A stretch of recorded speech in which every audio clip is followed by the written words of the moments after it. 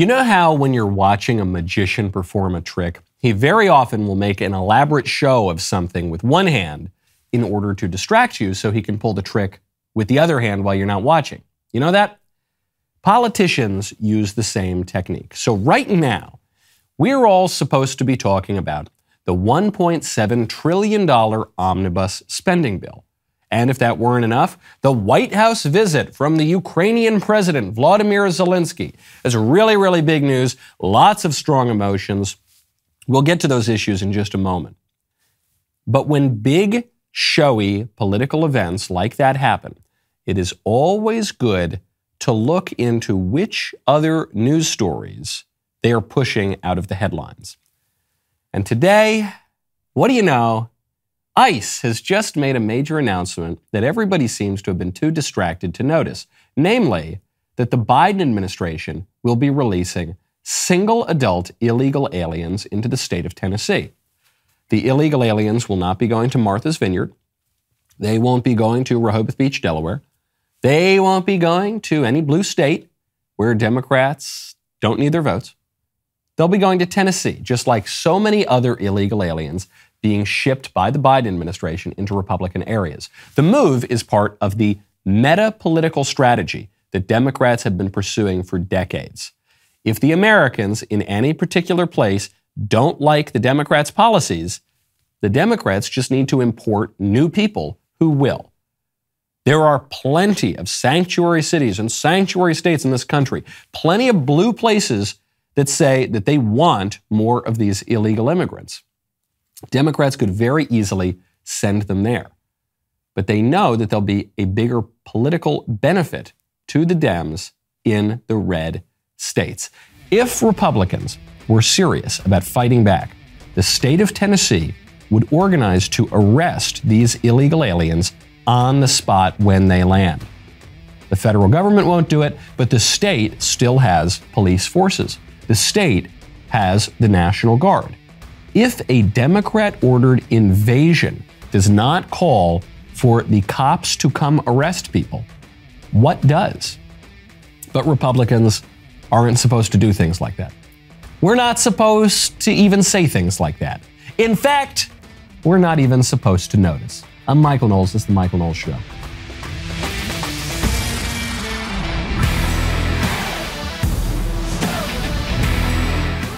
Welcome back to the show. My favorite comment yesterday is from Saddle Tramp, who says, "Thanks for going over the pagan Christmas false reality. Lol. It might sound silly, but I was one of those people that believed what she mentioned." I think this is referring to a video I have, by the way.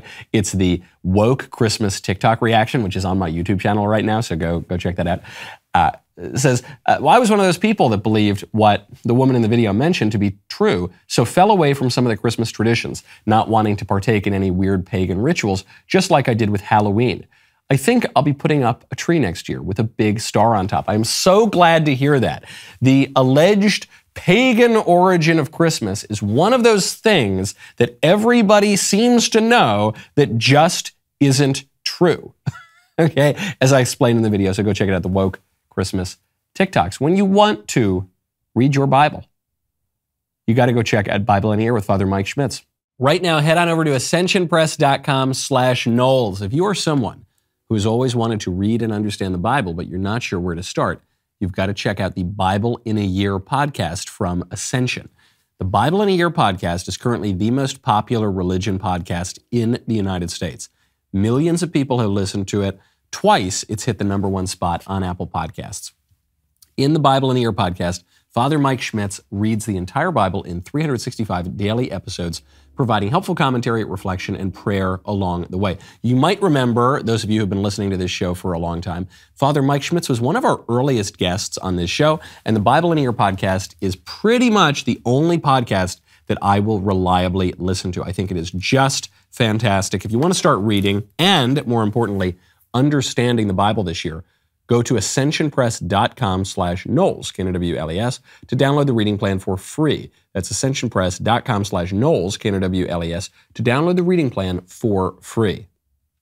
Who is an American these days? I don't know. The Democrats tell us that the foreign nationals invading our country, they're all future Americans. They're undocumented Americans. But you, Americans, You're not Americans.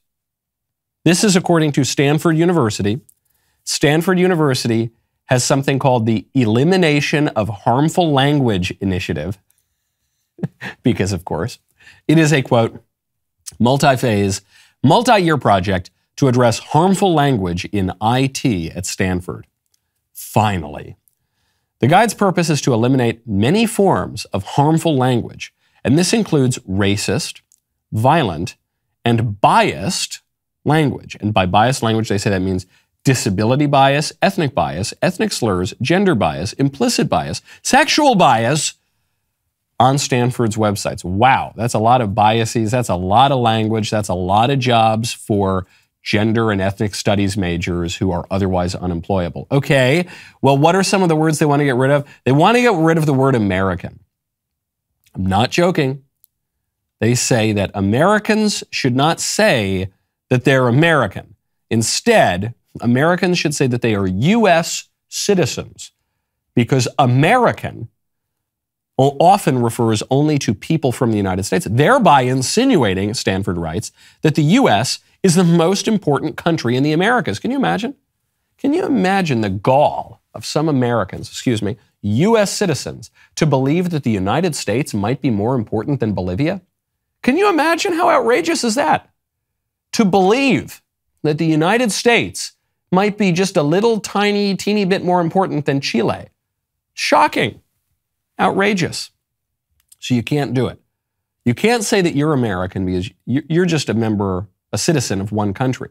And we've got North America, Central America, South America. Now, of course, they don't apply this standard to anybody else. Think about the term anti-Semitic. Anti-Semitic refers to what? Refers to Jew hatred.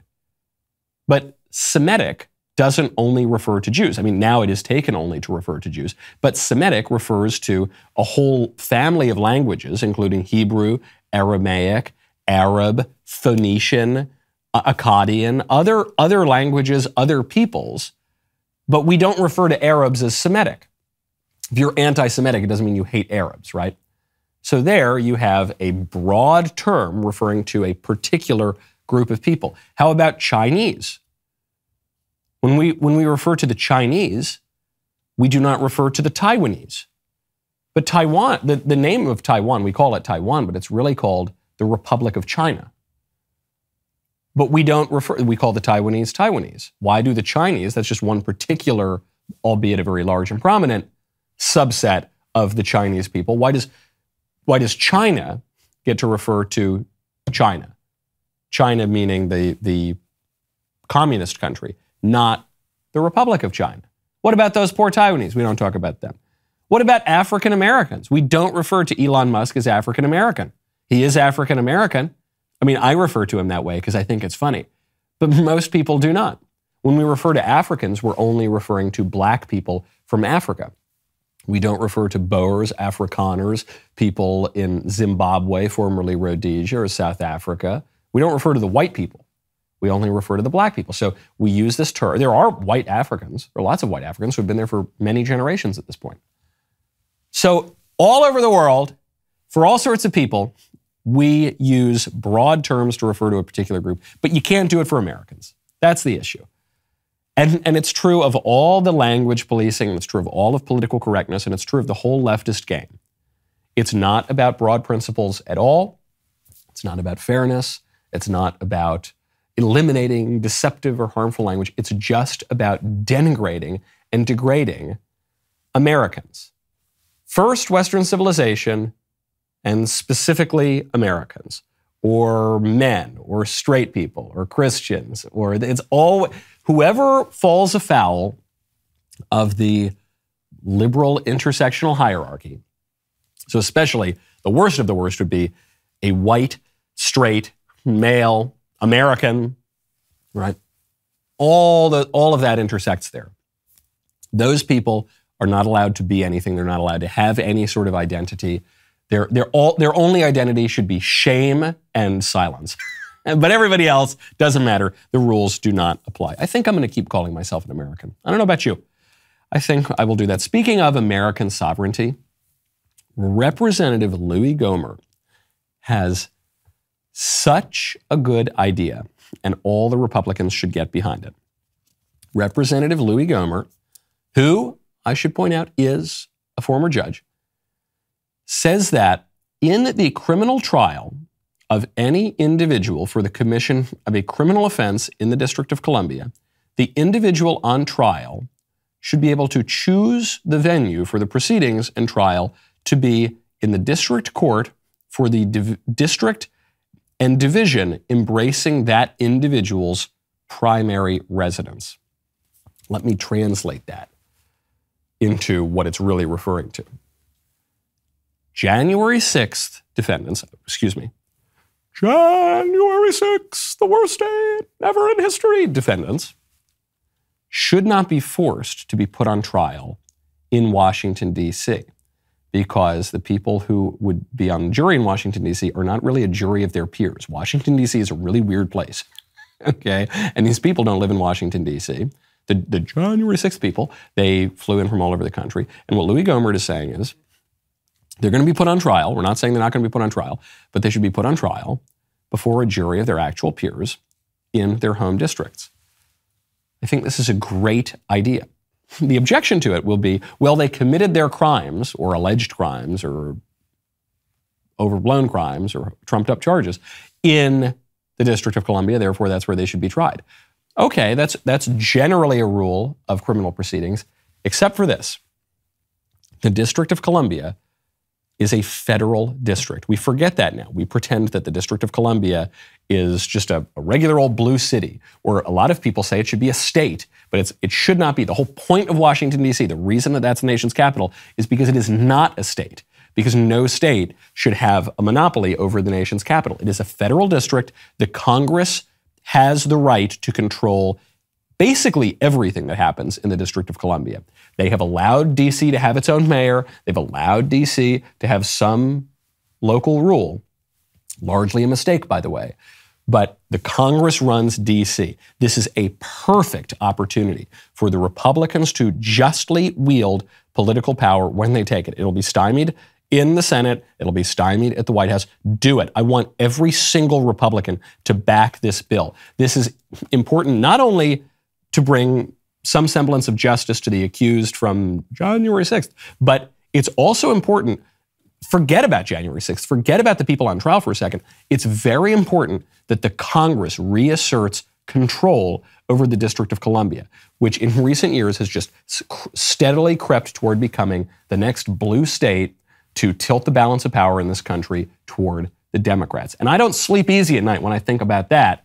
In fact, the only reason I have a shot at sleeping easy is because of Helix Sleep. Right now, head on over to helixsleep.com/Knowles. With everything going on in the world right now, you could use a good night's sleep. That is why you need to check out Helix Mattress. I've had my Helix for years now. I absolutely adore it. Helix has several different mattress models to choose from: soft, medium, and firm mattresses. Mattresses great for cooling you down, mattresses for spinal alignment to prevent morning aches and pains, even a Helix Plus mattress for plus-sized sleepers. Are you nervous about buying online? You don't have to be. Helix has a sleep quiz that matches your body type and sleep preferences to the perfect mattress for you, because why would you want to buy a mattress made for somebody else? Okay, I'm a married man. Get out of my mattress. Get into your mattress at helixsleep.com/Knowles. Take their 2-minute sleep quiz, find the perfect mattress for your body and sleep type. For a limited time right now, Helix is offering up to $350 off all mattress orders and 2 free pillows for our listeners. This is their best offer yet. So hurry on over right now to helixsleep.com/Knowles. Speaking of Washington, D.C., major event yesterday. Ukrainian President Volodymyr Zelensky flew in from his war zone to meet with Joe Biden and then to go meet with the members of Congress. This news had been leaked, and then Zelensky and Biden confirmed it. Zelensky tweeted out, "On my way to the U.S. to strengthen resilience and defense capabilities of Ukraine. In particular, the president and I will discuss cooperation between Ukraine and the U.S. I will also have a speech at the Congress and a number of bilateral meetings." And then whoever is running Biden's Twitter account response says, "I hope you're having a good flight, Vladimir. I'm thrilled to have you here. Much to discuss." So this is a stunt. It's a pure political stunt But it's not just a stunt by the Ukrainians trying to get one over on the Americans. It's not just a stunt by Zelensky trying to squeeze some more money, even more money than he's already gotten, out of the Americans, or to drag America into World War III, as he's been trying to do for a year now. This is also a stunt by the Democrats. The Democrats are using Zelensky just as much as Zelensky is using the Democrats. Why is Zelensky flying in now? This war has been going on for, 10 months now? 11 months almost? He's flying in now because the Democrats are trying to pass the omnibus. And the omnibus includes $45 billion for Ukraine, on top of all the money that we've already given them. So Zelensky is here basically on a fundraising trip. Okay, he's here just to secure that money, to keep buying arms, to prolong the war with Russia. The Democrats are having him come now because while the Democrats want to get the $45 billion for Ukraine, and they've all changed their Twitter names to include the Ukrainian flag or whatever, the Democrats don't really care all that much about the Ukraine funding. They want all the other goodies in the $1.7 trillion omnibus bill. And they know that if they can trot out Vladimir Zelensky, who they and the media have turned into the image of Winston Churchill, super mega wonderful Winston Churchill, even better than the original, then they can pressure the Republicans to vote for their stupid omnibus bill. This is no different than when Democrats pull out a cute kid to lobby for gun control. It's emotional manipulation. It has very little to do with the actual realities being debated and discussed, but it's a little trick, and so they're going to do it. The question that this raises, though, because it is so clear, especially with Zelensky's groveling visit to get some more money, it is very, very clear that the war is not really between Ukraine and Russia. If the war were just between Ukraine and Russia, it would have been over after about 3 days. The war is really between Russia and the United States and the US-led coalition of NATO and the European Union and the entire West. That's who the war is between. Ukraine is a buffer state and has always been a buffer state. And when Ukraine was a little too pro-Russia, the Americans came in and tried to pull Ukraine back more pro-Western. Then, after 2014, after the Maidan Revolution, Ukraine went more pro-Western. Russia said this is unacceptable, that Ukraine is talking about joining NATO. So Russia invades, and it's been this escalating conflict. With Zelensky coming, hat in hand, saying, give us more money, please Congress, please Joe Biden, give us more money, it raises this question. Do Americans want to control a global empire all the way up to Ukraine? That's what it is. Vladimir Zelensky is a sort of vassal of the United States. He's like a governor. It'd be the governor, you know, when a bad storm hits in Florida or Texas or wherever, the governors will go up and ask the federal government for money, and then the federal government usually will give the money. It's the same thing here. Zelensky is essentially an imperial governor out there in Ukraine. He's saying, hey, U.S., we're kind of part of your broad empire, and so we need some money. Does the U.S. want to do that? I don't know that there's an easy answer on this. A lot of people will reactively say, well, we're a nation, we're not supposed to have entangling alliances, we're not supposed to have a global empire, so let's just get out of everywhere in the world and just come back to our own shores. But the fact is we do have a global empire. We've had a global empire for 70 years now. And as Pericles pointed out in ancient Athens, maybe it wasn't a great thing to accumulate the empire that we have, but we've got it now. Okay, I think it was Pericles. We've got it now, and so it would be very dangerous to give up the empire that we already have. That's the question that Americans are debating right now. But it goes back to those magic tricks. Okay, the surface level story, Ukrainian independence, and we need to stand up for the community of nations, and it's an imperial war. It's a war between two empires, the great American empire and a formerly great empire, Russia, which is trying to rebuild its empire. That's what the war is about. Do we want to be involved in that war? Do we want to vote for this omnibus bill? The omnibus includes so much terrible stuff. The omnibus I went through a lot of what the omnibus includes yesterday. Forgot to mention, it includes $286 million in Title X funding for voluntary family planning projects. Money that will go toward abortion bills. That's what that means. Voluntary family planning projects means abortion. So that's going to include a lot of money for Planned Parenthood. The super radical pro-abortion groups are furious about this because it's roughly the same amount of money that we give these people every single year. But they say, well, in the wake of the Dobbs decision, now that Roe v. Wade has been overruled, you need to give us way more money because abortion is way more under threat. My reaction would be quite the opposite. Republicans in recent years have gone along with this kind of abortion funding because a lot of them are squishes and because a lot of them aren't particularly principled. But the excuse that they gave was, look, we live in America with Roe v. Wade. You're not going to really do all that much about abortion as long as Roe v. Wade is on the books. And so we give them a few $100 million. No big deal. But we are not living in Roe v. Wade America right now. We are living in post-Roe America. We are living in Dobbs America. We do not have to fund abortion. There is no federally recognized right to abortion. That is gone. Lump that away with the Easter Bunny. If there was any argument to give hundreds of millions of dollars to Planned Parenthood, it was that there is a federal right to an abortion. That's over. We don't need to give these people any money. $0. And furthermore, Republicans do not have to vote for this bill. The Democrats have tried to back Republicans into a corner where they feel like they have to vote for this omnibus bill. If the Republicans don't vote for the omnibus bill, then the government will shut down. Okay, who cares? The government's shut down plenty of times. We're about to retake the House. That's why the Democrats and the squish Republicans are trying to ram this thing through before the Republicans retake the House. Because if they can get this funding package through, then there's nothing for the House Republicans to do. They'll hold some investigations, they'll hold some hearings and yell at some people, but they won't actually do anything because the Congress doesn't really pass individual bills anymore. They just every so often pass one of these massive multi-trillion-dollar omnibus packages. So once they take care of that, with the Dems still in charge of both houses of Congress and the White House, then it's over. And then there's nothing left for the House Republicans to do. BS.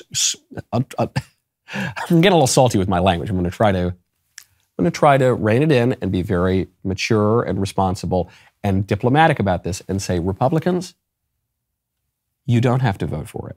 You can if you don't want the government to shut down, you can pass a short-term spending package that will get you through January or even February. Then hash this thing out for real. It is absolutely absurd that the Congress was given 3 days to read a 4,200-page bill, let alone debate and then vote on it. No way.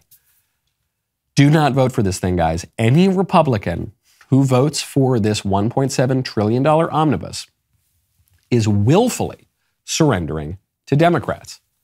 Speaking of wills, you need to go get a will. You got to check out Epic Will. Right now, go to epicwill.com, use promo code Knowles. You need to have a will. I had not redone my will in a very, very long time.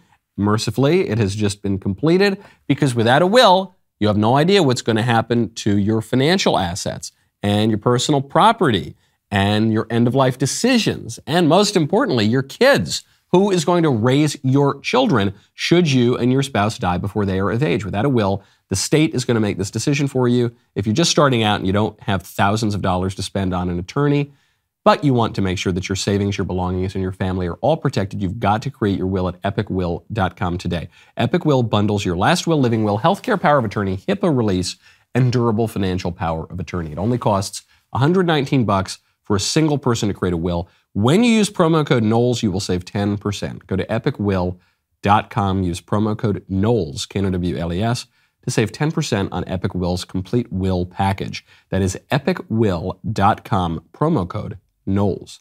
Republicans don't need to vote for these things that the Democrats are ramming down our throat.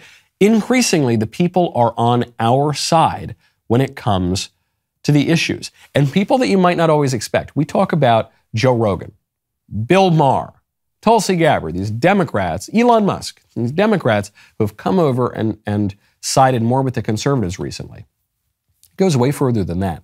Tim Robbins, one of the biggest lib actors in one of the biggest lib industries, obviously, in Hollywood, he just came out and he admitted to Russell Brand that the COVID lockdowns changed his mind. We went into lockdown with healthy people and with children, and that didn't seem to be wise to me. So I'm not a scientist. I'm not a doctor. I don't know the intricacies of data on this. All I can respond to is as someone that is concerned about what the result of those doctrines, that policy had on us as human beings. And it's not good. We turned into tribal, angry, vengeful people. And I don't think that's something that is sustainable for the earth, that we start demonizing people that don't agree with our particular health policies and turn them into monsters. Look, I'm not a scientist. Look, I didn't know, but this wasn't good. That is the opinion of a lot of liberals who initially bought into all the COVID hysteria and Dr. Fauci and lockdown and 6 feet apart and wear the hanky on your face and trust the science. They started out seriously believing that. Some of us didn't start out believing that, okay? Some of us, I don't want to name any names here, okay? I don't want to toot my own horn. Some of us understood what COVID was from the very beginning. Some of us, when they tried to lock us down and actually forced us to lock down in California, some of us were back in the office within 36 hours because some of us called up Jeremy Boring and said, Jeremy, I'm not doing this. This is all ridiculous. I'm showing up to work tomorrow. And he said, okay, understood. I'm already at the office. Okay, so I'm not saying who would have done such a thing. It was me. It was me. Some of us knew it, and I'm sure many of you knew that from the beginning as well. But there were a lot of liberals who very earnestly believed the science and the lab coats and the masks and the Fauci. And then realized, wait a second, are we the baddies? They had that reaction. They said, wait, are the thing that we all clamored for, maybe those crazy right-wing fanatical Republican extremists, maybe they were onto something. COVID-19 is being called the Great Reset. Not just by tinfoil hat people, but by very, very powerful elites. Klaus Schwab, the head of the World Economic Forum, his various associates, Yuval Harari, one of the philosophers behind the Great Reset in the World Economic Forum, Bill Gates, world leaders. You see this with King Charles of England. You see this with lots of other political leaders who are saying, COVID-19 is the opportunity to reset our economy and our food production and our political order and our technology. And what does the Great Reset always amount to? It amounts to eat the bugs, live in the pods, give up your rights, own nothing and be happy, surveillance everywhere, no political sovereignty. It's a reset of our very humanity. That's what they want it to be. And that's insane and terrible, and we should fight it tooth and nail. But COVID-19 provides another opportunity for another great reset. COVID-19 provides an opportunity to reset political alliances. I don't think that I am being overly optimistic here or hyperbolic. There are lots of people who got very red-pilled during COVID, during the lockdowns. A lot of people who trusted the entire liberal establishment for their whole freaking lives, who said, wait, they lied to me about this. They lied to me in such an egregious way. What else have they been lying about? And this is the moment for Republicans and conservatives and just normal people to capitalize on that and say, yeah, come on in. Come on in, Tim Robbins. The water is warm. This is not just your 1980s battle between the left and the right and the Democrats and the Republicans. Politics means applying eternal principles to changing circumstances, and that means that political alliances will change over time. And one of the problems with the squishes, where they really err, and I think they err earnestly and unwittingly and sincerely, but they find a lot of comfort in play acting the political battles of the 1980s. And they use all the language of the 1960s through the 1980s, the period that they consider to be the halcyon days of the conservative movement, the days of William F. Buckley Jr. and Ronald Reagan. And so they'll use these terms. They'll say, we've got to fight the collectivists. We need free markets for the smallest minority of all, the individual. And they use all these cute lines that they heard in reruns from Milton Friedman and Bill Buckley and all the rest of them. And they pretend that they're still fighting Soviet communism as an international conspiracy. The conspiracies have changed. The Soviet Union doesn't exist anymore. The threats are different, okay? So I'm not saying that we need to chuck out all the things we learned during that movement, but we have to have the guts and the political vision to fight the battles that are actually happening right now. And one of those battles, probably the biggest battle, is not between left and right and Republican and Democrat and all the rest of it. It's between the secular globalists and the traditional nationalists, the conservatives, the people who like their communities. Donald Trump pointed this out. He said the battle of our age is between globalism and nationalism.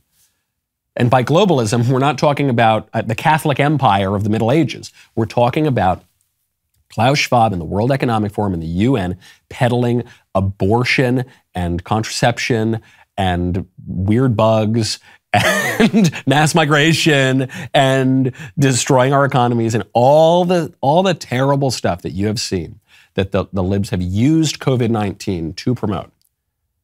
That's what it's about. And so this is our opportunity. Are we going to welcome in the Tim Robbinses? Are we going to win them over or not? Are we going to keep play acting the battles from the 1980s? People are moving over to our side. Chris Cuomo is moving over to our side, okay?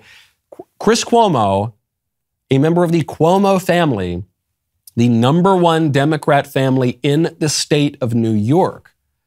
Chris Cuomo, who for years now has played this far-left lib on CNN. He gets canned from CNN. He goes over to the news channel News Nation, and he is clearly pivoting to the center. Actually, just the other day, I was invited on Chris Cuomo's show, and I said that I would go on the show. I would try to make the timing work, but I said that I was at least interested. And for whatever reason, the appearance didn't happen. I don't know, maybe it got spiked by a senior producer or something like that. The very fact that they reached out shows you, though. I said, gosh, I assume I'm too much of an authentic conservative for Chris Cuomo to have on the show. You know, usually Chris Cuomo just has CNN conservatives, by which I mean liberal Democrats. He never has actual conservatives on the show. Wow, that must mean that they're pivoting strategy. And then I looked at the segment that Chris Cuomo aired on News Nation. I was very, very impressed. It was a segment about detransitioners. Detransitioner is not who you are and what you are. That is the role that you're playing in this story, and that's where it ends. In terms of people understanding your situation, do you believe that your predicament of deciding whether or not transitioning was right for you was about the process that got you into it, or was it that you had to change after transition? I think it really came from the fact that since I transitioned so young, I grew up and I matured a bit more. And I really thought about my future in ways that I was just not capable of at the time of the medical interventions. I thought about do I want biological children? And I kind of had an oh shoot moment because I realized what could have been done there and that I could have really damaged that chance, along with just like I said, really just getting older and growing up a little bit more and being able to actually process what these feelings were. It's a fabulous interview. And Chris Cuomo became the first, as far as I can tell, the first person to host a detransition panel on television news. That's very impressive. Why is he doing it? I don't mean to question his motives, or maybe he's really moving to the right. Could be. Getting canned by CNN probably would do that to a person. So maybe it's totally sincere. But at the very least, Chris Cuomo is a very sharp political actor. The Cuomos are very, very sharp political people. And Chris Cuomo, I'm sure, is seeing, wow, this crazy transgender stuff, this does not play in Peoria. All right, this is a minority opinion in America, that a man can really become a woman and a woman can really become a man, and we should pump 16-year-old girls full of hormones and potentially sterilize them and destroy their voice forever. And this is not good stuff, okay? And it makes for much more interesting TV, by the way. This is much more interesting than just whatever stupid talking points CNN sends down at the top of the day. You've got to talk about Russia. You talk about how the walls are closing in for the 10 millionth time. Yeah, talk about how Trump paid his taxes or whatever. Yeah, that's good. No, this is obviously much, much more interesting. And it's much more interesting when people can think a little bit more independently. It's a line, I always quote Dante all the time. But when Dante's seeing his ancestor in paradise, Cacciaguida gives him some political advice. He gives him two pieces of political advice. And actually, the first one relates to the top of the show. He says that letting in too many immigrants ruins cities. So he's saying this from heaven, okay? But the second thing he says is, you can't just tie yourself entirely to a political party and make that your whole identity. You're going to get totally burned, okay? Ultimately, you need to transcend those petty little squabbles and become a party unto yourself. And that's true for all of us. And you are seeing that happen, especially on the left right now. So what does that mean? When these people are waking up and thinking in a little bit more of an independent way, we can win them over. We don't need to cave to the libs. We don't need to feel pressured to vote for their stupid $1.7 trillion spending bill that everybody hates. Come on, conservatives, grow a spine. I know that conservatives have a spine. Come on, congressional Republicans, grow a spine. The things that you want to do, generally speaking, are the right things to do. And on top of it, they're political winners because the people are on your side. It amuses me when people use that phrase, educate yourself, as a retort, because the people who use that phrase are, ironically, usually among the least educated people out there. They are the ones who need the education. They would do well to tune into Ben Shapiro's book club, which is back tonight at 8, 7 Central, exclusively on DailyWire Plus. This month's book is The Screwtape Letters by C.S. Lewis. Tune in to hear Ben discuss the novel and share his notes with you. You must be an all-access member to join in on the fun. Head on over to dailywire.com/Knowles to become a member and join Ben Shapiro's book club tonight, 8, 7 Central, dailywire.com/Knowles today. Speaking of opinions changing over time, great news out of a court. This is the Fifth Circuit Court of Appeals, has just ruled that the Biden administration cannot enforce its COVID vaccine mandate on federal contractors. This according to a ruling on Monday. It was a 2-1 decision. So again, those judges matter. It wasn't a unanimous decision. But the Fifth Circuit says that another vaccine mandate pushed by the federal government is not legit, cannot happen. Really good news. You remember the first one of these vaccine mandates that got struck down was the private sector mandate, and the Daily Wire led the lawsuit. We were the first company to bring suit against the federal government. We won in the Supreme Court. But federal contractors, first responders, or healthcare workers rather, federal employees, the list goes on, they all still had to take the Fauci ouchie. And now slowly we're seeing those crumble as well, which is a good moral victory. But it's not a political victory. It's not a real political victory because the federal contractors already took the shot or they lost their jobs. The libs knew that a lot of this would be rendered unconstitutional. The liberals knew this when they passed their mandates and all their crazy emergency measures. They knew it, okay? But what they also knew was by the time that these things were struck down by the courts, it wouldn't matter. They knew that by the time they were struck down by the courts, they would have already gotten what they wanted. It reminds me of an historical example that I keep coming back to. The 1948 Senate race in Texas. LBJ is running, LBJ cheats. He stuffs ballot boxes. He barely wins with enough votes. Everyone knew that the race was stolen. The race litigation goes all the way up to the Supreme Court. The Supreme Court finally says, look, we don't have jurisdiction here. We don't want to hear about it. You sort out your own election. Sound familiar, by the way? Does that sound like any elections we've had recently? So LBJ enters into the Senate. Then JFK picks LBJ to be his vice president. Then JFK is assassinated, potentially by the CIA. I'm not making that claim, but I did see this week there were certain documents released about the JFK assassination that hadn't been released before, and they suggested that at the very least the CIA had some kind of relationship with Lee Harvey Oswald. And anyway, the whole thing is, it's a topic for another time. But anyway, JFK gets assassinated. Then LBJ becomes the president. LBJ passes the Great Society, terrible legislation, ramps up the war in Vietnam, just awful stuff. He leaves office. He dies. And in the 1990s, his biographer, Robert Caro, shows that he stole the 1948 Senate race. What a great moral victory. Doesn't matter. He already had his whole career. He already got exactly what he wanted. Republicans, conservatives, are very good at being proven right later on. Totally. I mean, we were proven right about the vaccines. Vaccines not anywhere near as safe and effective as we were told they were. We were proven right about the masks. We were proven right about the 6 feet social distancing. The public health officials eventually admitted they plucked that out of thin air. We were right about the origin of the Wuhan virus. We were right about U.S. funding of the origin of the Wuhan virus. We were right, and that's just one issue.